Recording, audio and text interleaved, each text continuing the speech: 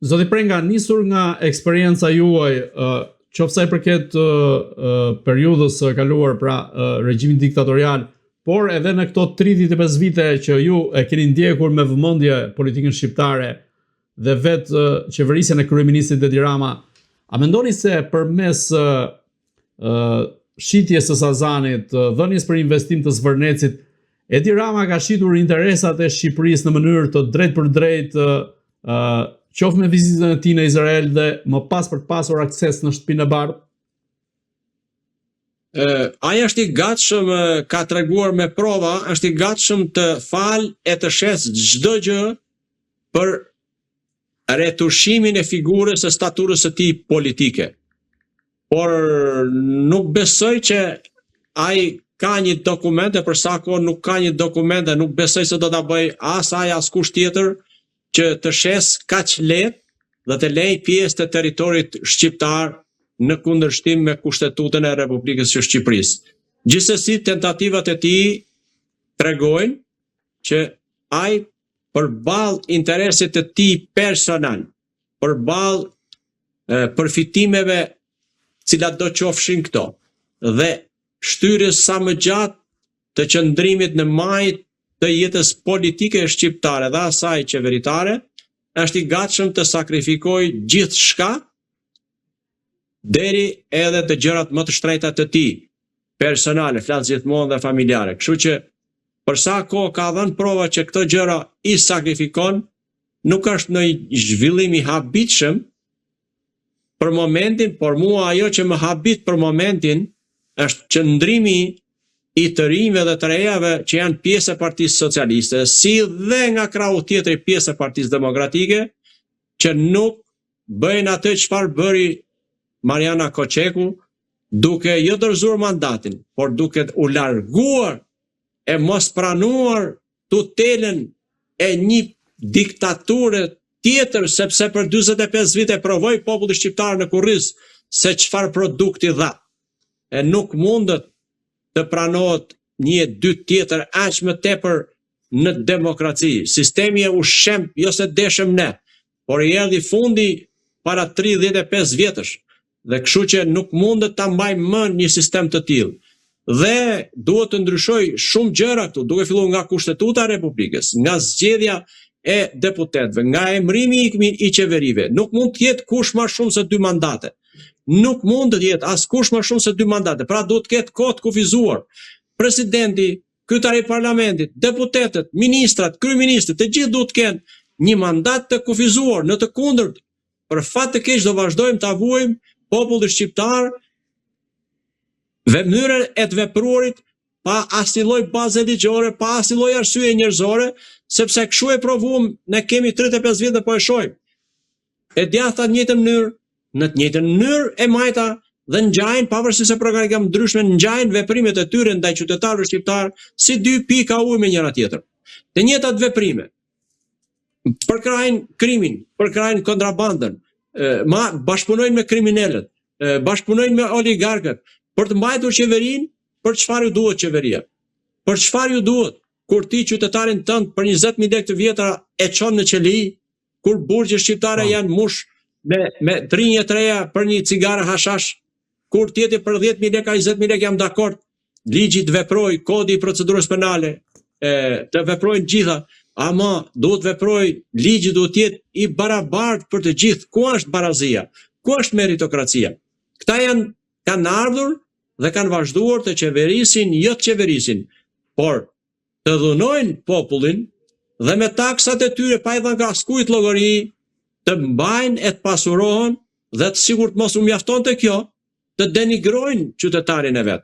Në është e pafalshme, cili do të qoftë, politikan, i zgjedhur, i votuar, i emëruar në qeveri apo në parlament, pa fol për kryeministë, është e pafalshme, është antinjerëzore, jo normale, jo morale, që ti të shash qoftë dhe një shqiptar.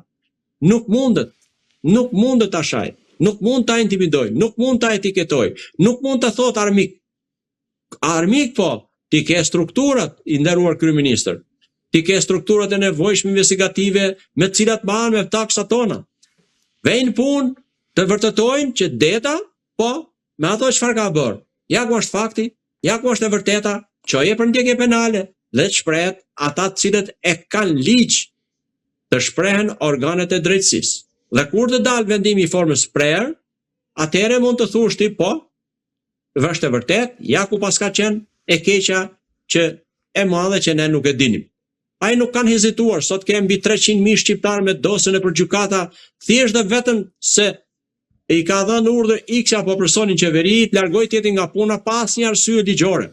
Dhe thot pa gjë, pa një pa dy, thot përfundon gjyq, gjyqët vazhdojnë 7, 10, 15 vjet, një pjesë e mirë për fat keq e moshës time e lartë e pensionistëve nuk e marrin të drejtën kurrë dhe ikin në botën e përteme pa marrë të drejtën duke lënë amanetet e fundit apo testament, po ndiqeni gjyqin filan për pronësi, për punësim apo për të drejta tjera që u kanë takuar dhe u takojnë qytetarëve shqiptar. Nuk e hanë maraku për këto dhe qytetarët për fat keq duhet të jetë edhe 2 e 3 fishe atyre që janë në protest për çfarë mëkatesh ka bërë klasa politike shqiptare në këto 35 vite.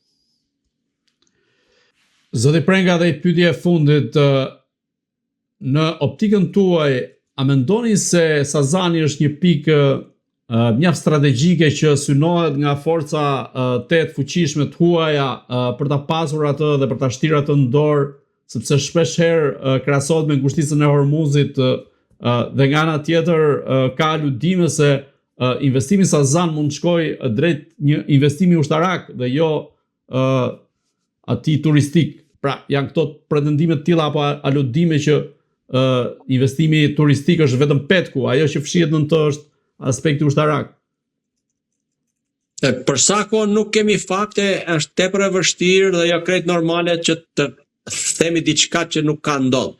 Gjithsesi, në opinionin tim, edhe çdo shqiptari, për çdo vend, një ishull në pozicion të tillë të shkëlqyer gjeostrategjik e dominues, ka qenë, është dhe do të mbetet objekt dhe synim i shumë vendeve të tjera të fuqishme, pasi nga aty mbahet kontrolli, është një qelës, si mund të themi, si që e përmendën ngushticën e Hormuzit, në ngjashmëri të paktën, është pjesa e mesdheut e tëra e kontrolluar dhe kjo bën atë që është shumë e lakmuar. Ka qenë, thash dhe herë, është dhe do të mbetet një nga pikat shumë të lakmuara, se si do të veprohet pastaj, kjo do të shihet në të ardhmen, por unë jam para atë dhe duhet të qëndroj strikt kësaj që në raport me kushtetutën dhe me tërësinë territoriale të vendit tonë, ajo kur për mua nuk duhet të shitet.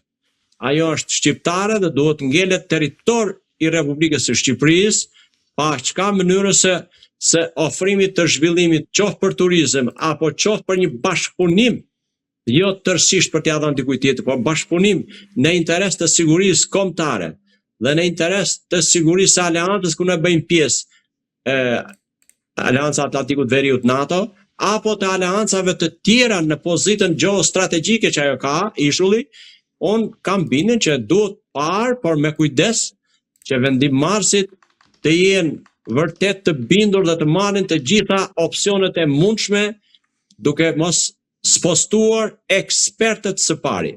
Pra ekspertët e të gjitha fushëve. Duke filluar nga ajo e sigurisë, nga pjesa e kushtetutshmërisë e shumë aspekte të tjera. Se nuk mundet një gjë sot për 5 para, qoftë për 5 milion euro, ta japish kur në një kohë shumë të shkurtër, ai 5 milion mund të kushtoj shumë shtrejt e mund të shkojë miliarda. Kështu që kjo duhet menduar, aspekti i zhvillimit, që askush nuk është kundër zhvillimit, qoftë me investimet e huaja apo të brendshme. Çdo shqiptar është dhe e do zhvillimin. E do, si mund të themi, integrimin në Bashkimin Evropian. Por kjo të bëhet gjithmonë duke qëndruar strikt disa piketave kryesore që mbajnë e bëjnë të mundur identitetin dhe prezantimin e shtetit. Pra, Shqipëria, nëse do të jepet pjesë, atëherë nuk do të ekzistojë. Detyrimisht, sepse do të vinë nesër një jo normal kryeministër, ky do t'jap Sazanin, zvërnezën, ai tjetër do t'jap një copë tjetër, ai tjetër do jap një copë tjetër dhe përfundimisht do të ngjelet pastaj Shqipëria na ishte një herë. Kështu që nuk duhet kurrësi. Duhet të gjykojnë me mendje të kthjellët duke mos joshur pas interesit personal të qastit dhe mbi të gjitha të thrasin dhe të këshillohen me ekspert e me mendje shkencore, por dhe të ndritura që Shqipërisë nuk i kanë munguar asnjëherë dhe në asnjë periudhë historike. Duke mbetur te kjo e fundit për të shtuar, po themi, një pyetje mbi këtë argument që ju sapo parashtruat, a mendoni se do duhet përfshihet në kushtetut aspekti i tradhtisë lartë kombëtare? Unë jam i mendimit që duhet përfshirë pa diskutim, dhe një nga pikat ose nën pikat e saj duhet vendoset edhe pjesa e korrupsionit. Pra përveç elementëve të tjerë, duhet vendosur edhe kjo pjesa e korrupsionit. Po që se e klasifikon në këtë pikë, atëherë jam i bindur që kushdo që të vije në drejtim, kushdo të zgjidhet apo të emërohet, do të mendohet mirë për të marrë diçka për veten e vet në mënyrë të padrejtë, të paligjshme e të pamerituar. Nëse vihet kjo, atëherë detyrimisht që do fillojnë njerëzit të frenohen, se dy janë mënyrat që njeriu, si mund të themi, nuk bën atë gjën që shkel ligjin. E para është nëpërmjet edukimit që zgjat shumë, dhe e dyta është ligji i cili vepron në mënyrë të barabartë për të gjithë. Atëherë detyrimisht që kjo është mas shtrënguese që çdo njeri, i formuar apo jo i formuar, e don apo se don, të mos lihet në ndërgjegjjen e njerëzve, por të jetë ligji dhe aktet e tjera nënligjore që e detyrojnë dhe ja imponojnë për të realizuar diçka. Ajo është forma e vetme që bën të mundur funksionimin e hallkave të një shteti dhe përfundimisht edhe duke finalizuar ekzistencën e këtij shteti. Zoti Prenga, unë ju falenderoj që ishit në Agora News. Faleminderit juve. Të dashur shikues, bashkë do shihemi në intervista të tjera, por mos harroni të bëni subscribe në kanalin tonë në YouTube.